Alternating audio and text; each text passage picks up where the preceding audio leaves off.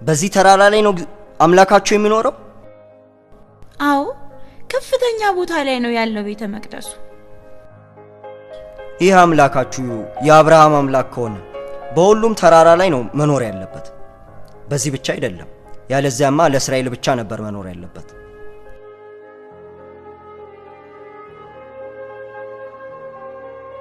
ሰውን የፈጠረው በእርሱ ምስል ከሆነ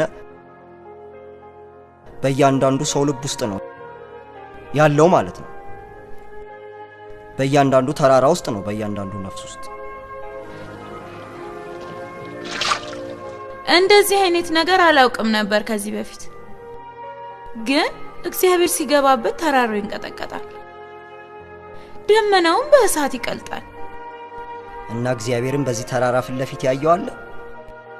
ማንም ሰው በዚህ ተራራ ላይ ወጥቶ አያውቅም። ለምንድን ነው አንተ ልታይ ተመኘው? አይ የባሮቹን ጩኸት አለመስማቱን ለመጠየቅ። ሙሴ ፊቱን ማየት ብቻ እኮ ሞት ያስከትላል። ስለራቃችሁ አይደለም እንዴ ብዙዎቻችን የሞት ነው? ግን ትፈርድበታለህ ሰው ሆነ? የእርሱን ዓላማኝ አናውቅም፣ የእግዚአብሔርንም ዓላማኝ አናውቅም። አንተ የታላቅ ሕዝብ አባት እንድትሆን ነው እግዚአብሔር ወደ ምድረ በዳ ይመራ፣ ከፈርዖን ቁጣ ያዳነ። ይህ ምልክት አይሆንም? እንዴት ይህን ሁሉ አወቅሽ? እንደ ልዑል ነው የምትጓዘው፣ እንደ ጀግና ነው የምትፋለመው። በዚህ ላይ ከካራቫን የሰማነው ወሬ አለ። ታላቅ ሰው ወደ በረሃ ተለቋል።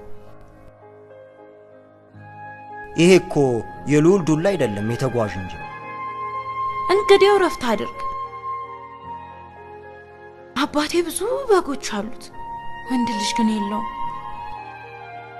ሙሴ ላንተ ደግሞ መንፈስ ያርፍልሃል።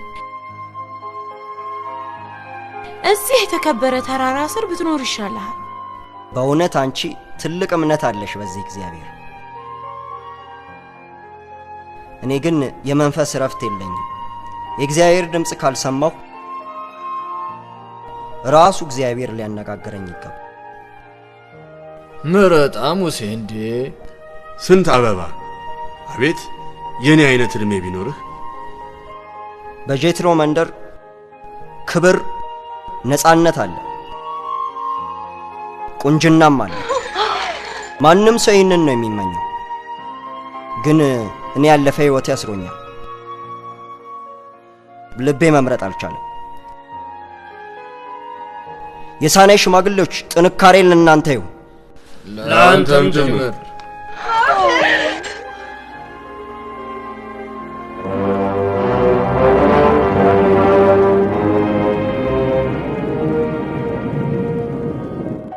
ዛሬ ነቅቷል ማለት ነው። የትኛው አንህት ይመረጥ? አልመረጥኩም ሴፕራ።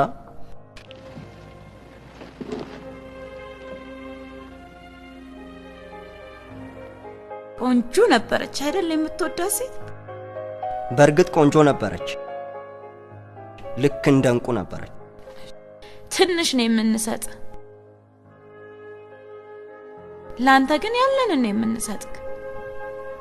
ትንሽ አይደለም ያገኘሁት ሴፕራ።